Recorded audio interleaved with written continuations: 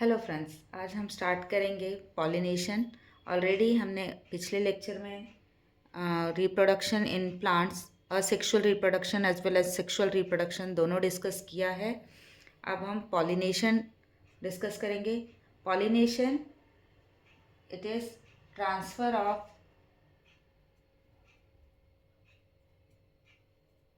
pollen grains from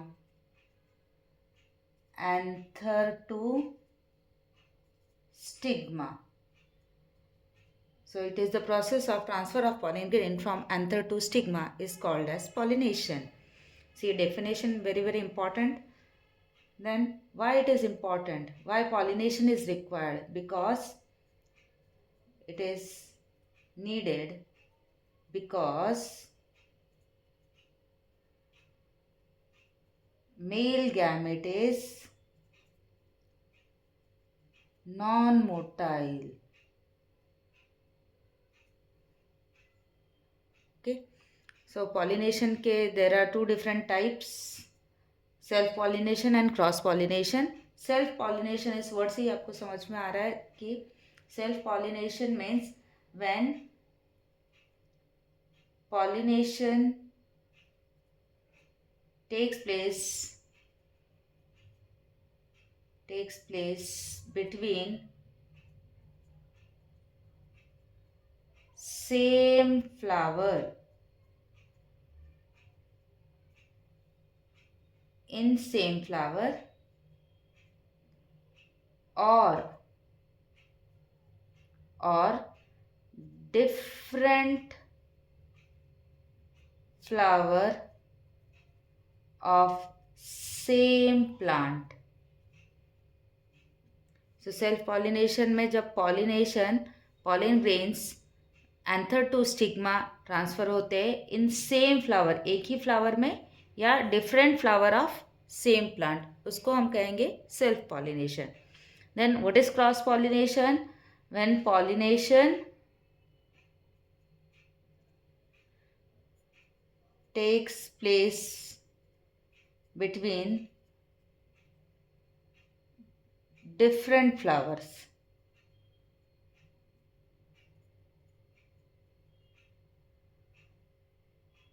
present on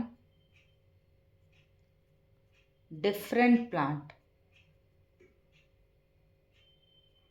It is also called as xenogamy. Okay, so now we will discuss two subtypes of self pollination, autogamy and geitonogamy. In autogamy, अब हम diagram के through समझेंगे.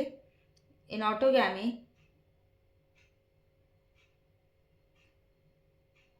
if this is the stigma of one flower and these are the anthers of the same flower, so pollen grains they get transferred from anther to stigma, from anthers to stigma in the same flower. So ये होता है हमारा bisexual flower में. So यहाँ पे हम क्या लिखेंगे? pollen grain of same flower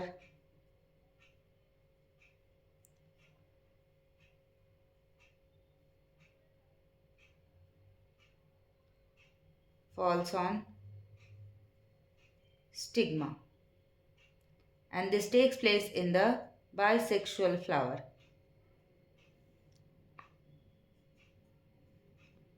Whereas geitonogamy, in geitonogamy, अब यहाँ आप इमेजिन करिए ये एक प्लांट है, उसमें एक फ्लावर है और उसके ही नीचे या साइड में there is another flower. So एक फ्लावर का पॉलन ग्रेन्स दूसरे फ्लावर के स्टिग्मा पे जब स्टिग्मा के साथ पॉलिनेट करता है, then it is called as geitonogamy. So what we'll write here? When pollen grains transfer from anther to stigma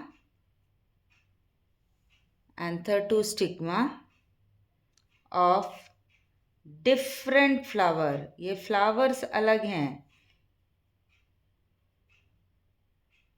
present on same plant. Plant एक ही है बट फ्लावर्स डिफरेंट है. Okay, next xenogamy. जीनोगैमी में completely different.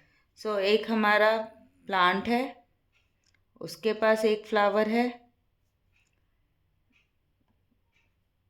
which has only anther, and other plant A and plant B, other plant which has stigma.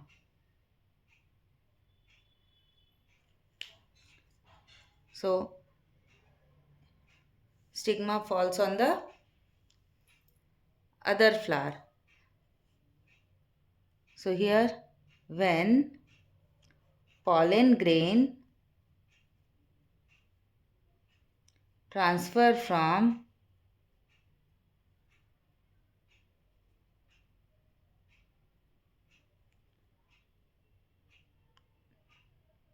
one flower to other present on different plant, this is called as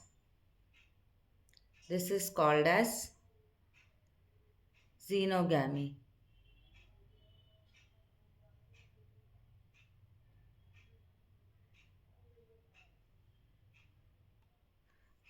okay, so pollination देखा हमने. अब pollinating agents, because pollen grains are non-motile, they need some pollinating agents जो उनको anther से stigma तक लेकर जाए. So there are two types of pollinating agent. Abiotic agent means non-living factors, whereas biotic agents are living factors. So abiotic agents में there are two agents, air or wind and water. So जब pollen grains transfer होते हैं with the help of air, it is called as anemophily. So definition anemophily का क्या आएगा? Anemophily means when pollination is carried out by air or wind is called anemophily. ऐसे ही हम बाकियों की भी डेफिनेशन बनाएंगे. वाटर, जब वाटर से पॉलिनेशन हो रहा है, it is called as hydrophily. You can make the same definition when pollination is carried out by water. So air and wind की जगह पे सिर्फ आपको क्या लिखना है? Water. It is called as hydrophily. जब पॉलिनेशन इंसेक्ट से हो रहा है, then it is called as entomophily. अगर बर्ड से पॉलिनेशन हो रहा है, then it is called as ornithophily. और अगर बैट से हो रहा है, then it is called chiropterophily. So the same sentence you can make a different definition just by replacing air and air, wind, here water, यहाँ पे insect, bird and bat. Okay, then जब pollinating agents सब जगह अलग अलग हैं, तो उस प्लांट के फ्लावर्स भी अलग अलग होंगे. तो जो फ्लावर्स हैं उनको हम कहेंगे, जहाँ पे विंड से पॉलिनेशन हो रहा है, those flowers are called as anemophilous flower. वैसे ही वाटर वाले जो पॉलिनेट कर रहे हैं उन फ्लावर्स को कहेंगे hydrophilous flower.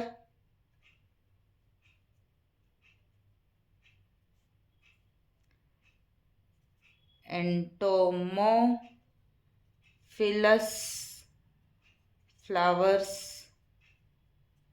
And ornithophilous flowers. और यहाँ पे आएगा चिरोप्टेरोफिलस flowers.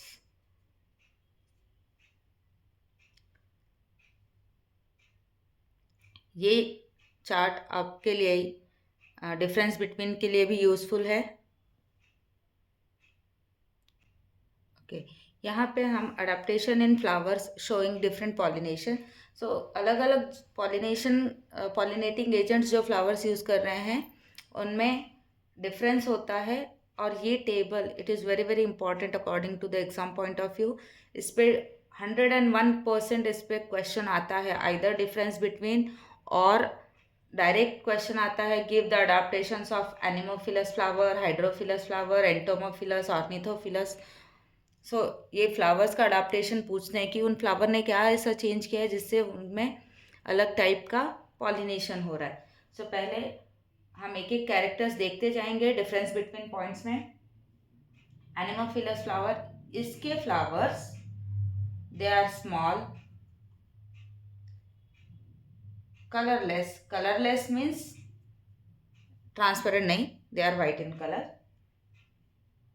Small colourless flower. Hydrophilus flower, they are also small or maybe large.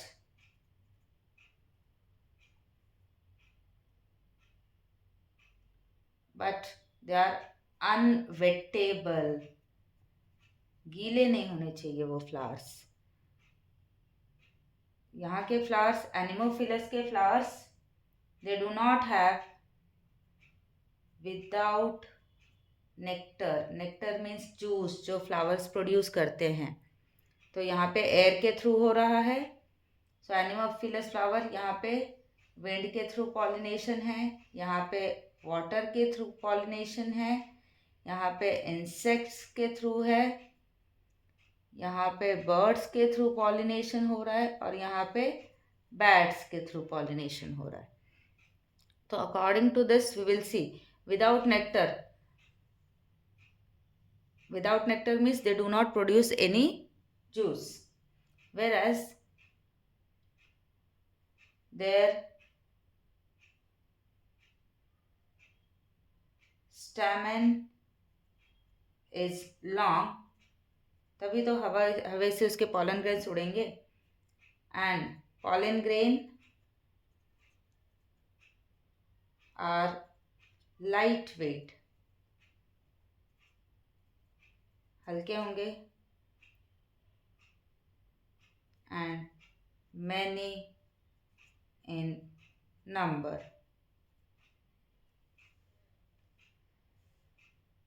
यहाँ पे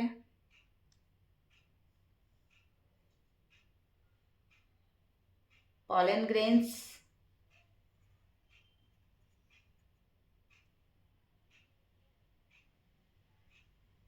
are filamentous,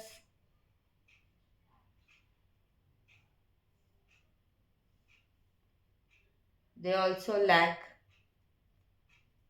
nectar. जूस उनको किसी को अट्रैक्ट ही नहीं करना है, किसी को फूड नहीं देना है, तो फिर वो क्यों प्रोड्यूस करेंगे। नेक्स्ट एंटोमोफिलस फ्लावर में यस अब इंसेक्ट्स को इनको अट्रैक्ट करना है so that they will help in transfer of pollen grain. तो इंसेक्ट वाले फ्लावर्स कैसे होंगे, they are large, flowers are large, bright coloured,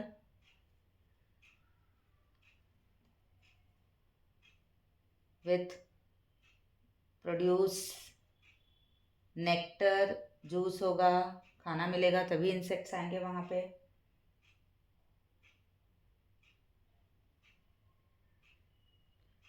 pollen grain are sticky, तभी वो इंसेक्ट्स के बॉडी पे चिपक जाएंगे ड्यू टू म्यूसिलेज।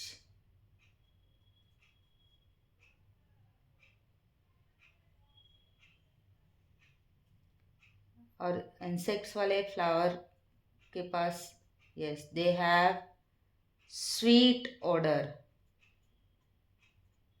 मीठी खुशबू आएगी तभी तो इंसेक्ट्स वहाँ पर जाएंगे। बर्ड्स, यस बर्ड्स को अट्रैक्ट करने के लिए भी flowers large, bright coloured,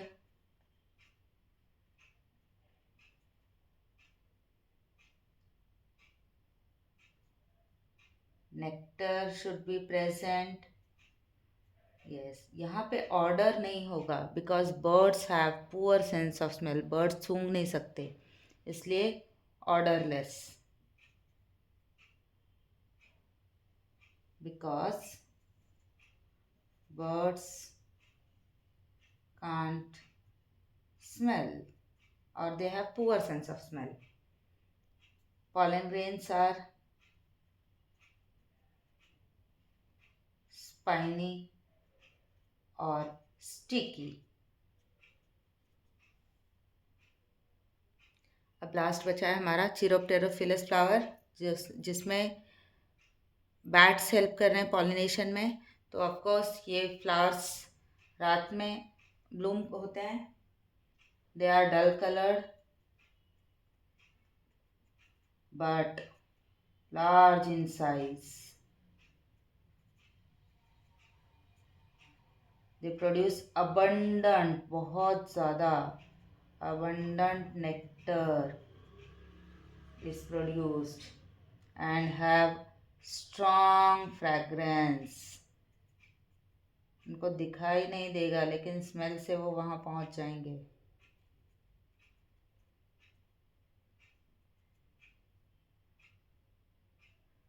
And here pollen grains are large in number. तो ये जो टेबल है इसको रट्टा मार लो, एग्ज़ाम में इस पे 3 to 4 marks questions, 2 to 3 marks और 4 मार्क क्वेश्चंस कंपलसरी आने वाला है। अब यहाँ पे हमने पॉलिनेशन एंड उसके अडाप्टेशंस, फ्लावर्स में जो अडाप्टेशन हो रहा है वो सब देख लिया। अब लास्ट हमारा यहाँ पे एक हाइड्रोफिलस जो फ्लावर है उसमें दो टाइप का, हाइड्रोफिली में दो टाइप का अडाप्टेशंस दिखता है, जिसमें एक है हाइपोहाइड्रोफिली एंड एपीहाइड्रोफिली। सो इस नाम से आपको समझ में आ रहा है कुछ आइडिया? हाइपोहाइड्रोफिली मीन्स यहाँ पे पॉलिनेशन हो रहा है बिलो द वाटर। इस पे सेपरेट क्वेश्चन आता है, what is hydrophily and explain its types. So types में दो टाइप्स हैं, हाइपोहाइड्रोफिली एंड एपीहाइड्रोफिली। हाइपोहाइड्रोफिली में pollination takes place below the water and यहाँ पे of course on the surface of water.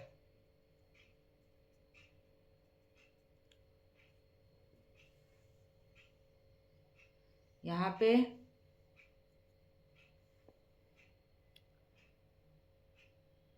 pollen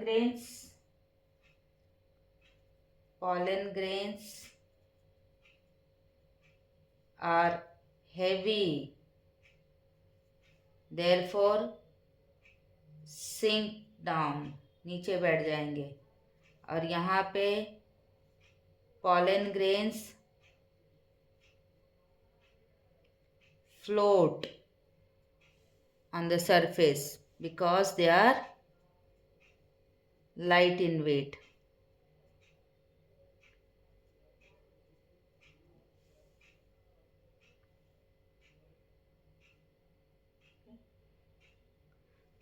water में रहने वाले कुछ प्लांट्स ऐसे हैं जो कि pollination with the help of insects भी करते हैं. For example lotus and water lily. So water plants, they are water plants, carry out pollination using insects. So ये आपके नीट सीईटी के लिए इम्पॉर्टेंट क्वेश्चन है कि ऐसे कौन से प्लांट है, कन्फ्यूजन के लिए वो देते हैं. ऐसे कौन से वाटर प्लांट्स हैं जो इंसेक्ट से पॉलिनेशन करते हैं. तो the example is lotus and water lily. ये वाटर में रहते हैं बट पॉलिनेशन इनका कौन कर रहा है? इंसेक्ट्स. चलिए अब स्टार्ट करते हैं हम आउटब्रीडिंग डिवाइसेस. आउटब्रीडिंग डिवाइसेस में ऐसे mechanisms that prevent self pollination, because nature में हमेशा वेरिएशंस होना चाहिए. तो वेरिएशंस के लिए सेल्फ पॉलिनेशन को स्टॉप करना, प्रिवेंट करना ज़रूरी है और ये नेचर ने खुद डिज़ाइन किया है. उसमें डिफरेंट मैकेनिज्म्स है. पहला है यूनिसेक्सुअलिटी. तो प्लांट्स ने डिसाइड किया कि हम सेल्फ पॉलिनेशन कैसे अवॉइड कर सकते हैं. लेट्स मेक यूनिसेक्सुअल प्लांट्स जिसमें either we can produce only one type of flower having only one reproductive whorl, either androecium or gynoecium. Only androecium और गायनोशियम दोनों में से एक ही whorl होगा उस फ्लावर में.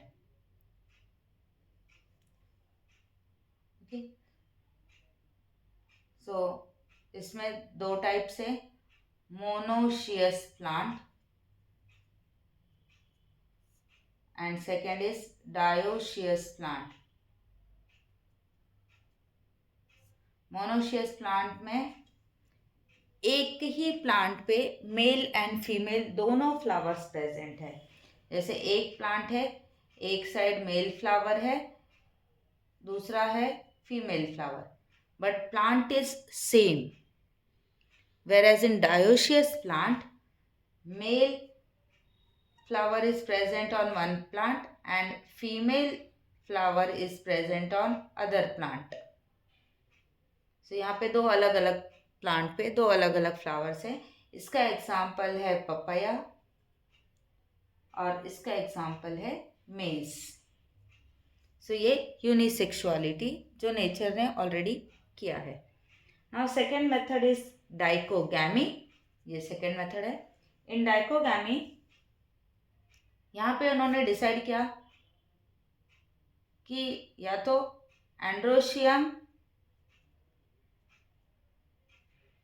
और गायनोशियम दोनों में से कोई एक मैच्योर होगा.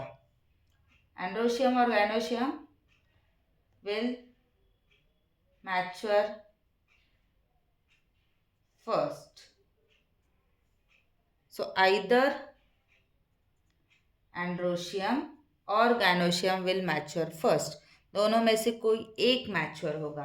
तो इसमें भी दो कंडीशंस हैं, प्रोटैंड्री एंड सेकेंड है protogyny. Very very important concept. Protandry नाम से आपको पता चल रहा है androecium mature first.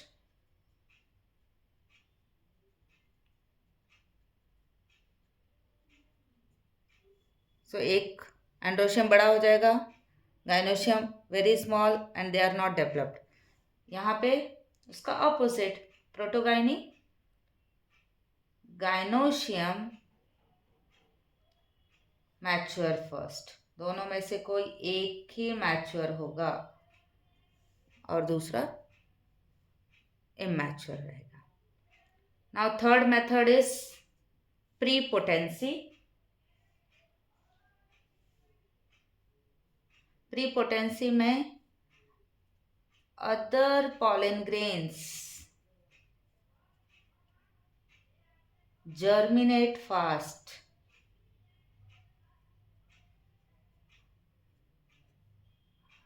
on stigma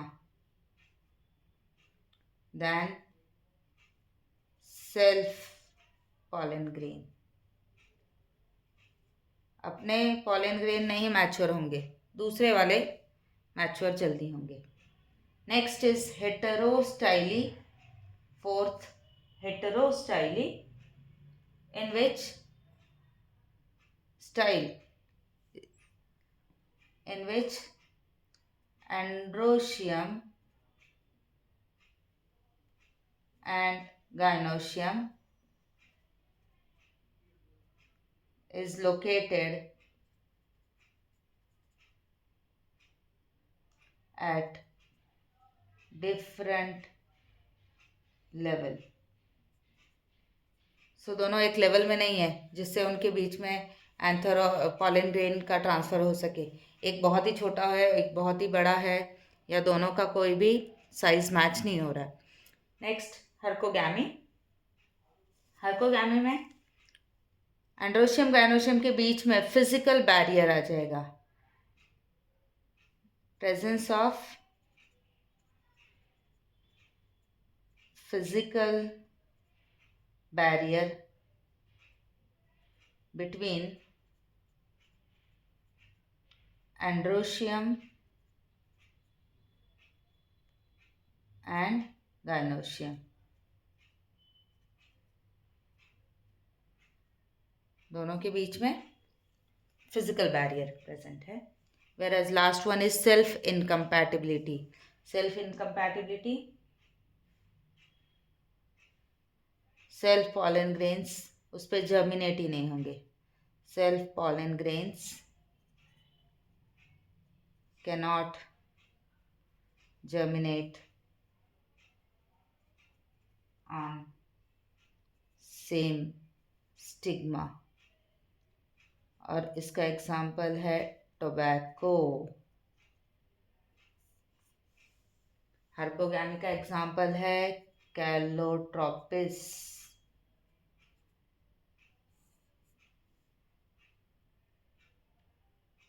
हेटेरोस्टाइली seen in primrose.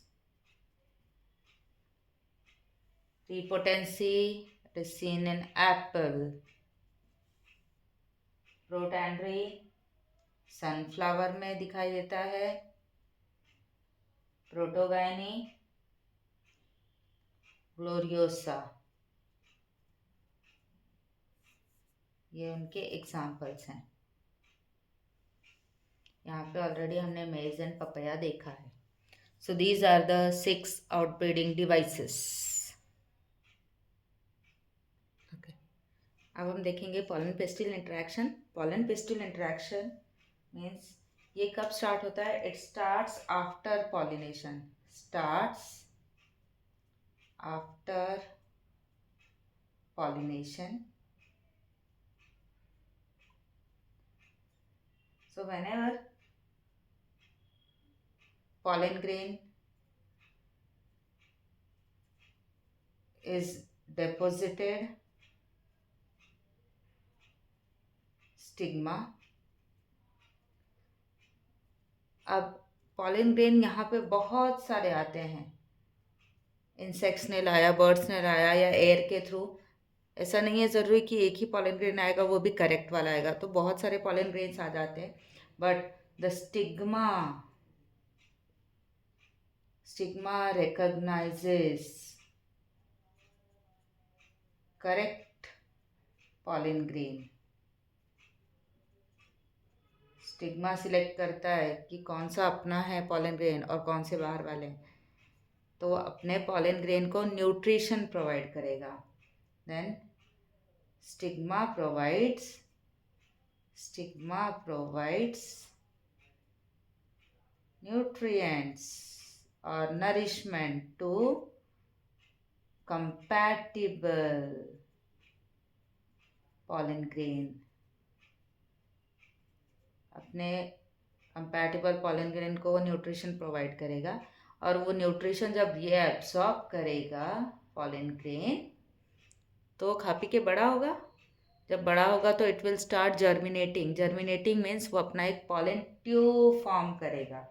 वहाँ से वो पॉलन ट्यूब फॉर्म करेगा which will travel through the stigma and style and reach till the, नीचे आएगा ये ट्यूब और finally it will reach till the ovule. Okay, so stigma provide nutrient to the compatible pollen grain. Now pollen grain क्या होगा? Pollen grain will germinate and produce pollen tube. This pollen tube enters in stigma, style and finally reach ovule. And when it reaches here, the tip of pollen tube burst, फूट जाएगा and releases two male gametes. तो यहाँ तक pollen pistil interaction. जब ये tube यहाँ तक पहुँच जाएगी और यहाँ पे इसके पास दो न्यूक्लियस हैं, मेल गैमेट, वो यहाँ पे बर्स्ट होकर इट विल रिलीज. ओके, और इसके आगे जो प्रोसेस होगा it is called as fertilisation. Okay, so हमने अभी देखा पॉलन पिस्टिल इंटरेक्शन कैसे हो रहा है. पॉलन पिस्टिल इंटरेक्शन में हमारे ये जो पॉलन ट्यूब है it should reach into the embryo sac. Embryo sac जो है वो ओव्यूल के अंदर है. ये है ओव्यूल. ओव्यूल के अंदर है हमारा एम्ब्रियो सैक, और वहाँ जाके ये जो टू मेल गैमेट्स है वो रिलीज करना है पॉलन ट्यूब को. तो पॉलन ट्यूब 3 टाइप से एंट्री कर सकता है एम्ब्रियो सैक में. पोरोगैमी. पोरोगैमी मीन्स जब पॉलन ट्यूब हमारी माइक्रोपाइल एंड से एंटर कर रही है. So what is पोरोगैमी? When pollen tube enters into embryo sac via micropyle. जब वो माइक्रोपाइल से एंटर कर रही है, ये वाला एंड जो है वो है माइक्रोपाइल एंड. तो माइक्रोपाइल से जब एंटर करती है pollen tube, then it is called as porogamy. वैसे ही अगर पॉलन ट्यूब चलाजा एंड से एंटर कर रही है, then it is called as chalazogamy. So यहाँ पे लिखेंगे when pollen tube enters into embryo sac via chalaza end is called chalazogamy.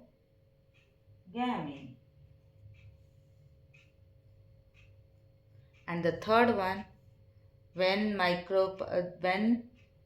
pollen tube enters through integuments. सो ये वाला था चलाजा एंड, और ये बीच में से एंटर कर रहा है, ये है integuments. It is called as mesogamy. So when pollen tube enters into embryo sac via integuments is called mesogamy. तो अब पॉलन ट्यूब तो अंदर आ गई है और उसने क्या किया, दो मेल गैमेट्स रिलीज कर दिए एम्ब्रियो सैक में. अब वो दो मेल गैमेट्स के साथ क्या होगा वो हम देखेंगे. चलिए. So double fertilisation,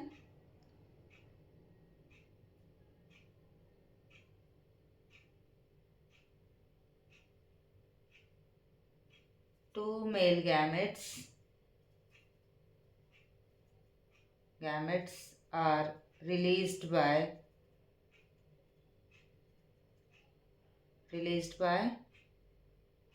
pollen tube. pollen tube में दो mail gametes, out of that one male gamete fuses with egg cell and produce diploid zygote. सो पहला मेल गैमेट वो किसके साथ फ्यूज हो रहा है, एग सेल के साथ, to produce diploid zygote. And this will later develop into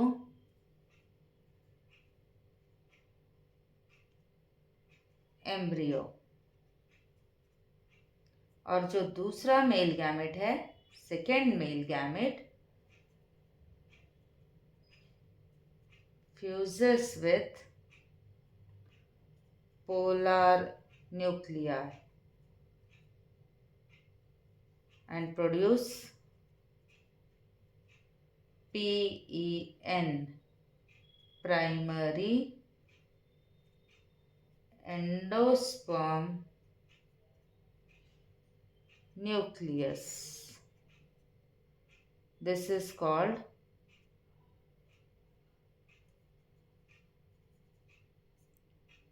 triple fusion, and this is called syngamy. So इस पे 1 मार्क क्वेश्चंस आता है, what is syngamy and what is triple fusion. So जब पहला male gamete Excel के साथ fuse हो रहा है उस टाइम पे उसने डिप्लॉयड ज़ाइगोट बनाया. This process is called as syngamy. और जब second male gamete polar nuclei के साथ फ्यूज होकर PEN बना रहा है, primary endosperm nucleus, this is called as triple fusion. And last में PEN develop as endosperm.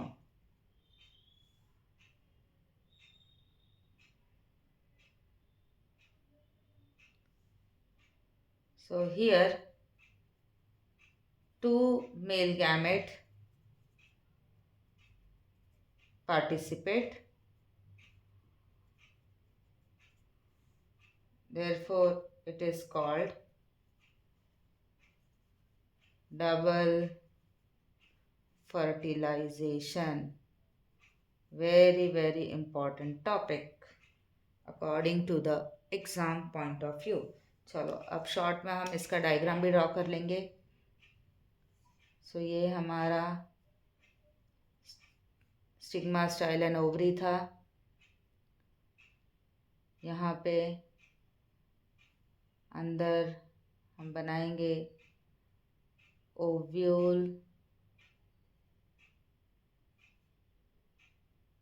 Ovule के अंदर एम्ब्रियो सैक, एम्ब्रियो सैक में यहाँ पे ये 3 antipodal cells. So this is stigma, style, ovary, ये है ओव्यूल, ओव्यूल के अंदर है एम्ब्रियो सैक, एम्ब्रियो सैक के अंदर है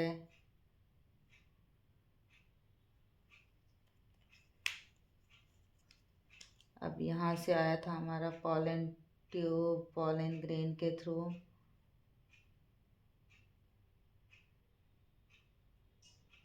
यहाँ पे रिलीज किया। जो पहला फ्यूजन है वो एग सेल के साथ हो रहा है। यहाँ पे हम लिखेंगे egg cell plus male gamete, इन दोनों ने मिलकर बना दिया है zygote.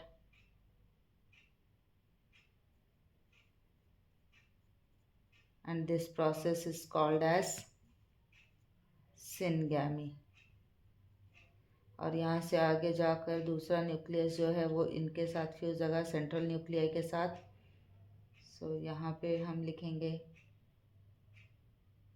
Polar nuclei plus male gamete, इन्होंने बनाया है PEN and this process is called triple fusion।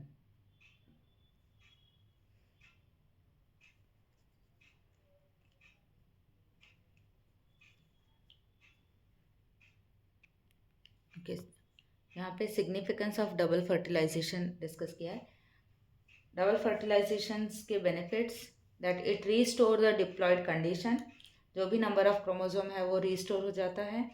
And the zygote develop into embryo, और उससे आगे नया प्लांट फॉर्म हो सकता है। PN develops into endosperm which stores the food for embryo. This avoids the polyembryony। अभी तक हमने डिस्कस कर लिया एंडोस्पर्म और एम्ब्रियो कैसे बना फर्टिलाइजेशन के बाद। अब वो एंडोस्पर्म जो ट्रिपल फ्यूजन से बना था 3N पोलर न्यूक्लियाई और मेल गैमेट का फ्यूजन से, वो कैसे डेवलप होगा। तो ये जो सिंगल सेल है it divides by mitosis, continuously वो माइटोसिस करेगा with 3N nucleus by using these three methods in different types of plants। तो पहला मेथड है न्यूक्लियर टाइप। न्यूक्लियर टाइप में ये जो हमारा 3N न्यूक्लियस है it will first produce many nucleus, mitosis करेगा और बहुत सारे न्यूक्लियस फॉर्म करेगा। एंड स्लोली आफ्टर दैट हर न्यूक्लियस के सराउंडिंग सेल वॉल फॉर्म करेगा। This is called as nuclear type of development and it is most common method of endosperm development, most common method of endosperm development observed in wheat and rice। Now second type is cellular type। अब ये बोलता है कि मैं एक ही साथ दोनों काम करूँगा। So what it does, mitosis कर लिया, सेल फॉर्म कर लिया, सेल मेम्ब्रेन, माइटोसिस न्यूक्लियस भी डिवाइड किया, सेल मेम्ब्रेन बना लिया, न्यूक्लियस डिवाइड किया, सेल मेम्ब्रेन बना लिया। So it does both the work together. It is called as cellular type of development observed in balsam. In helobial, helobial में ये starting वाला PAN ये डिवाइड होगा into 2 nucleus and it immediately form 2 sales. और हर cell में अब ये nucleus दोनों मेथड से डिवाइड होगा। So in one particular cell nucleus nucleus nucleus nucleus nucleus पहले बनेगा एंड बाद में cell wall cell membrane form होगा. So this is half nuclear type. whereas in other method, other cell ये वाला सेलुलर मेथड फॉलो करेगा.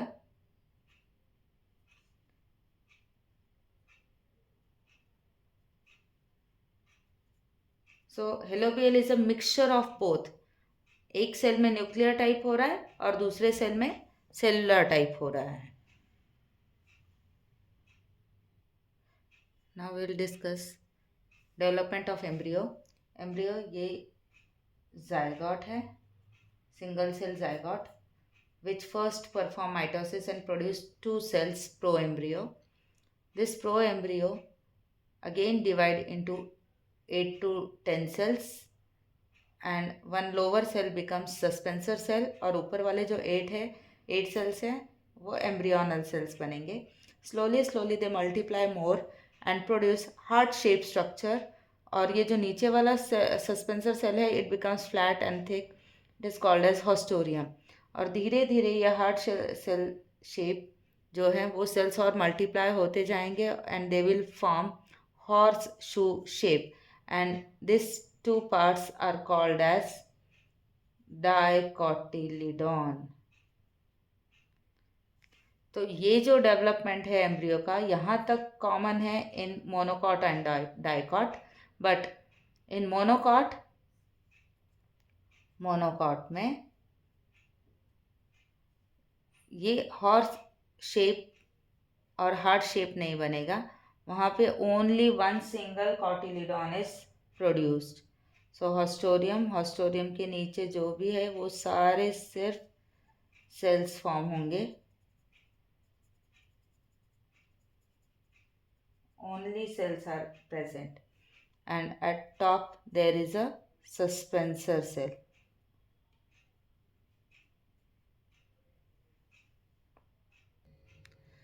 Now we'll discuss seed and fruit development.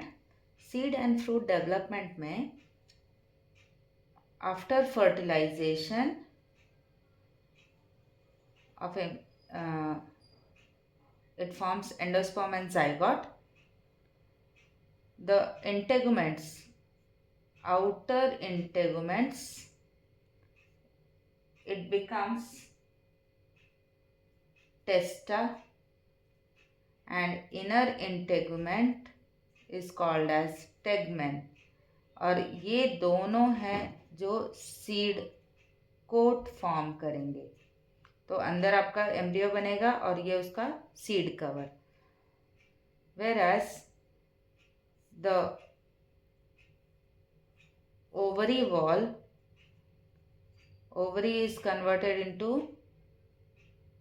fruit. So ovule से बनेगा आपका, ovule is converted into seed and ovary is converted into fruit. Fruit also has 3 different layers: epicarp, outer layer, mesocarp, middle layer and endocarp. So these are the 3 layers of fruit. Means ovary wall जो है उसके ये 3 layers बन जाते हैं. सो यहाँ पे आपको याद रखना है number of ovule is equal to number of seeds. So जिस भी ओवरी में जितने ओव्यूल्स है उतने उस फ्रूट में सीड होंगे. So what is the importance of seed and fruit formation,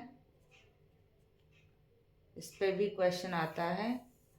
seed and fruit formation से क्या फायदा है? Yes, here it provide nourishment,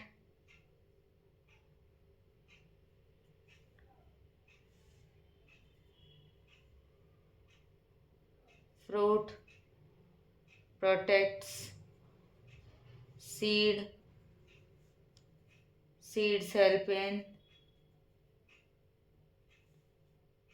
formation of new plants,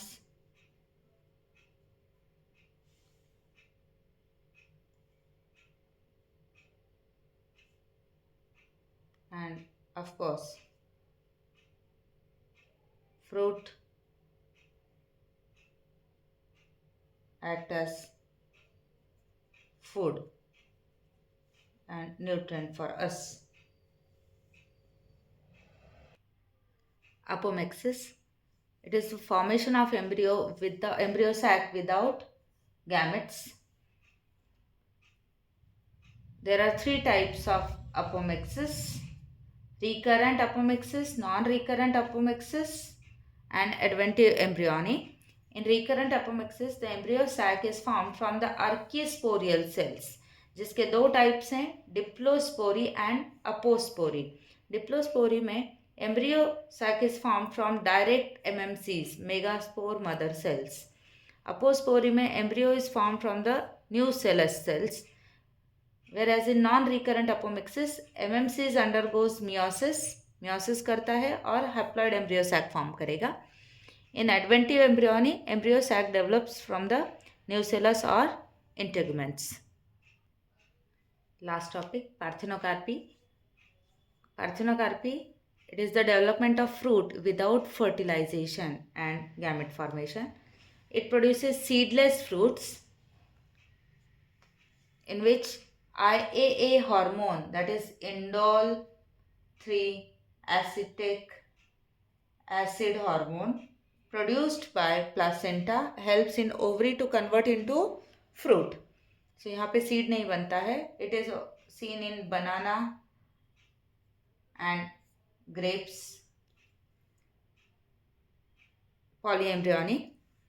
Polyembryony is development of more than one embryo. So एक embryo तो बन रहा है आपका फर्टिलाइजेशन के साथ साथ, उसके साथ और एक्स्ट्रा एम्ब्रियोज भी बन रहे हैं. इसको उस कंडीशन को कहेंगे हम पॉलीएम्ब्रियोनी, जिसके दो टाइप्स है, adventive polyembryony and cleavage polyembryony. Adventive means embryos develop from the nucellus और इंटेगुमेंट्स. सो अदर सेल्स हैं एम्ब्रियो सैक छोड़ के, बाकी के सेल्स जो न्यूसेलस के हैं इंटेगुमेंट्स, वो भी एम्ब्रियो में कन्वर्ट हो जाते हैं. And therefore it produces many embryos in one fruit. Example is citrus. हमने लेमन, ऑरेंजेस खाए जिसमें बहुत सारे सीड्स होते हैं. सो उसके सारे सीड्स फर्टिलाइज नहीं हैं, कुछ कुछ न्यूसेलस और इंटेगुमेंट से बने हुए हैं. Then cleavage polyembryony. Cleavage polyembryony में जाइगोट जो है, जो फर्स्ट जाइगोट बना था, it divides into many embryo. छोटे छोटे उसके माइटोसिस होंगे और बहुत सारे एम्ब्रियोज फॉर्म करेंगे. It is seen in the plant pinus. So thank you. So here we had completed our first chapter. आप लोगों का कोई डाउट होगा तो आप पूछ सकते हो, कमेंट में कमेंट कर सकते हो, या फिर और किसी टॉपिक पे वीडियोस चाहिए तो आप वो भी कमेंट पे मेंशन कर सकते हो.